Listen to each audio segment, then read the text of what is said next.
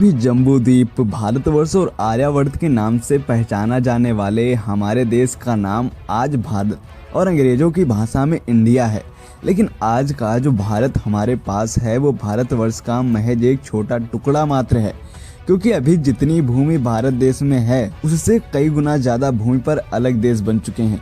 आज हम आपको बताने वाले हैं कि प्राचीन काल में विश्व गुरु रहा भारत कैसे खंड खंड होता चला गया।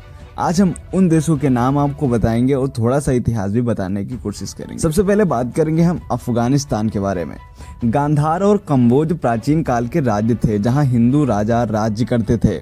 उसके बाद यहां पारसी और बौद्ध धर्म के राजाओं ने शासन किया, लेकिन बाद में इन भागों को मिलाकर अफगानिस्तान बना। इस देश ने अपना राष्ट्र धर्म इस्लाम बना लिया।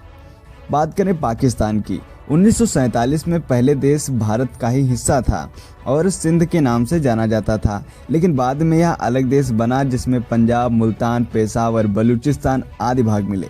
पाकिस्तान ने अपने देश का धर्म इस्लाम रखा। आज भारत का सबसे बड़ा दुश्मन यही है और आतंक की फैक्ट्री चलाता है। बात करेंगे तीसरे देश की जिसका नाम है बांग्लादेश। 1947 भारत के विभाजन के बाद बंगाल से कटकर पूर्वी पाकिस्तान बना। 1949 में आवामी लीग की स्थापना हुई जिसका उद्देश्य पूर्वी पाकिस्तान को स्वायत्तता दिलाना था। 1971 शेख मुजीब और आवामी लीग ने 26 मार्च को स्वतंत्रता की घोषणा कर दी और नए देश का नाम रखा गया बांग्लादेश। बात करते हैं अगले देश की जिसका नाम है नेपाल। आज नेपाल एक स्वतंत्र राष्ट्र है। कुछ साल पहले यहाँ हिंदू राष्ट्र हुआ करता था, लेकिन अब यह भी एक सेकुलर राष्ट्र घोषित हो गया है। प्राचीन भारतवर्ष में नेपाल भारत का ही अखंड भाग था जिसे देवघर कहा जाता था। इसी देश में भगवान श्री राम की पत्नी सीता, जिनका जन्मस्थल मिथिला में स्थित है। बात करेंगे भूटान के बारे में। प्राकृतिक सुंदरता से भरपूर भूटान भी कभी भारतीय महाजनपदों के अंतर्गत एक जनपद था और अखंड भारतवर्ष का हिस्सा था।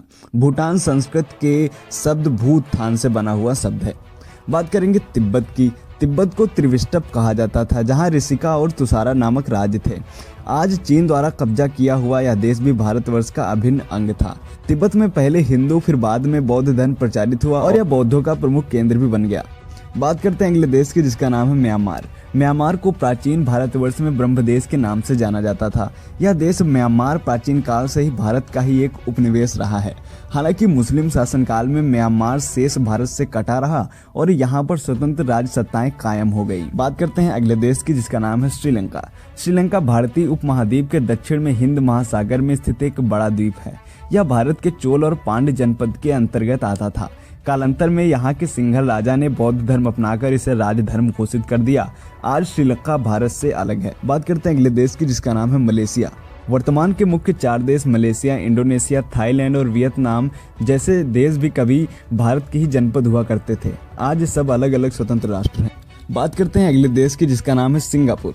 प्राचीन काल भारत के इस हिस्से का नाम सिंहपुर था जो आज सिंगापुर हो गया। बाद में 9 अगस्त 1965 को अंग्रेजों ने सिंगापुर को एक स्वतंत्र गणतंत्र देश बना दिया। अगला देश है जिसका नाम है थाईलैंड। थाईलैंड का प्राचीन भारतीय नाम श्याम देश है। बौद्ध धर्मावलंबियों की जनसंख्या वाला यह भूभाग भी भारत से अलग राष्ट्र है।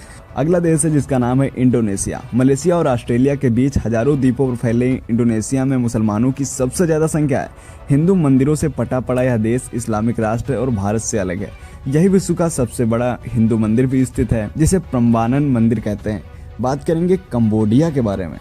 इस देश को पौराणिक काल का कंबोज देश और आज का कंबोडिया कहा जाता है, जो कभी भारत का हिस्सा था या पहले हिंदू राष्ट्र रहा और बाद में बौद्ध राष्ट्र हो गया।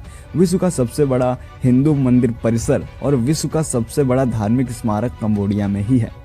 बात करेंगे अगले देश के बारे में जिसका नाम है वियतनाम। प्राचीन भारतवर्ष में वियतनाम को चंपा कहकर पुकारा जाता था। चंपा के लोग चाम कहलाते थे। वर्तमान समय में चाम लोग वियतनाम और कंबोडिया के सबसे बड़े अल्पसंख्यक हैं। आज यह अपने आप में एक स्वतंत्र राष्ट्र है। भारतीय इतिहास के अनुसार भारत के सम्राट विक्रमादित्य ने संपूर्ण अरब को जीतकर अपने साम्राज्य में मिलाया था। भारत में लोग आज जिस तरह जाति पात में बट रहे हैं उससे हमारे देश को खतरा है, क्योंकि हमारे देश पर राष्ट्र विरोधी ताकतों की बुरी नज़र है और वे हमें आपस में लड़ा रहे हैं। इनसे सावधान रहना नहीं बंद किया तो हमें आज नहीं तो कल और कल नहीं तो परसों पछतावा तो होना ही है।